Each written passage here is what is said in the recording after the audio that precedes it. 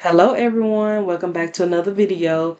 My name is Marian. In today's video, we are going to talk about like work-life balances whenever you are trying to balance your schedule. If you are an x-ray student or even if you are already like an x-ray tech, I had a supporter slash subscriber of mine commented on one of my videos and wanted me to just share any like work-life balances tips. I think this person is like an x-ray student, so I'll give you some tips for you being an X-ray tech student and then tips whenever you get out working in the real world. So the way I did it was when I knew that I was accepted into my X-ray program, I worked that summer before I had to go to X-ray school. So I worked shifts that I would normally wouldn't work, pick up hours that I normally wouldn't pick up because I was just trying to save as much money as I could because I knew it was just going to probably be busy for me in college. So I saved up a lot of money that summer and I was able to just have like, a lot of money in the savings for a cushion because I knew I wasn't going to be able to work as much. So since I had a lot of money saved up, whenever I started that August, so whenever you start, you have to take your basic classes first. So what I would suggest is I would suggest you taking the full um, 12 credit hours if you can, and that will give you about four classes, I believe. If you can't do that, then take 9 credit hours, which will be about three classes. But the more credit hours you take, the less you have to be in school. So just keep that in mind. But of course, do what works for you that will allow you to stay in the program. So this is just for like your prereqs. So what I would do is what I did was during my prereqs, I had like 3 days a week that I would work. So I would work Friday, Saturday, and Sundays.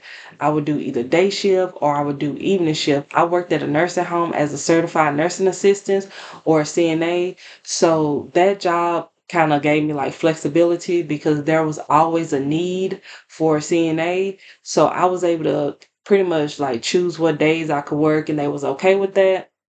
So I did like 8 hours.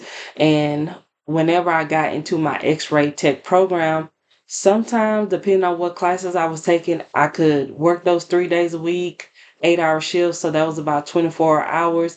Another thing that you could do is you can work 2 days a week. There were times where I worked 2 days a week, 8 hours, work day shift, evening shift. I worked Monday through Friday for 4 hours. That gave me like a little bit of money because like I was telling you that I had a lot of money or I had some money saved up.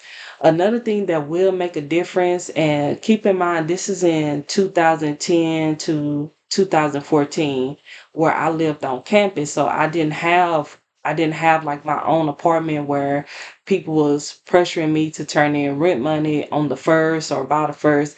I lived on campus the entire 4 years because I was away from home, so I had to take out student loans to help me pay for the housing on campus. I don't know if that's something that you would like to do, but I don't know. That just depends on your budget. If you're willing to pay back those student loans, when you get student loans, some of them do come with interest, so you have to pay more money back with the money you take out. So that was something that I did. And then another thing I did was there was times where I had a job, the CNA job that will allow me to study. So if my work was done, I was able to like just sit at the end of the hall and study because the nursing home had like lights on the outside of the door.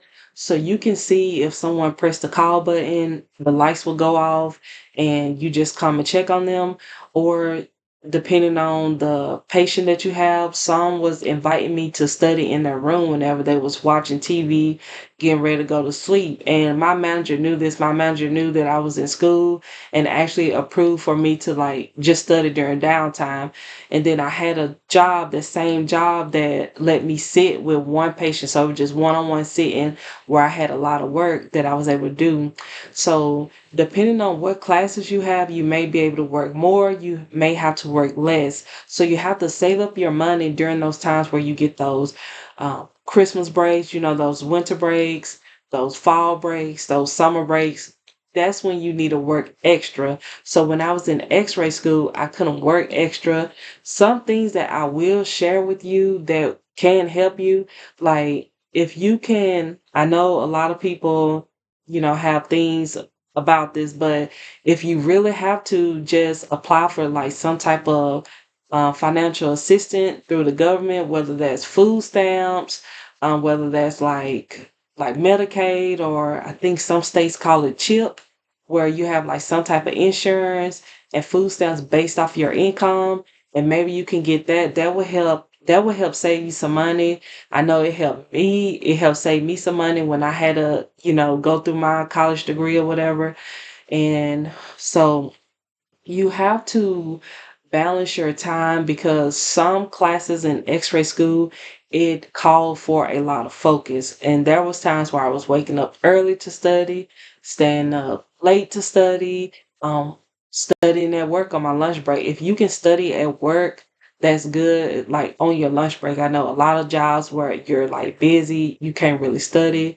But I had a job where I could study, so that's for like when you're in x-ray school, because some of my classes was like scattered. I would do Monday, Wednesday, and Friday for classes, and then Tuesday and Thursday I would be off. So that would be like a time where I would just study. I think that was my first year. My first year, I think I had like clinicals Tuesdays and Thursdays, but classes Monday, Wednesday and Friday. I'm not sure. It goes a little bit different whenever you're going from your prereqs to actual x-ray school. So x-ray school, you're like super busy. So I hope that part helps as far as like the x-ray part.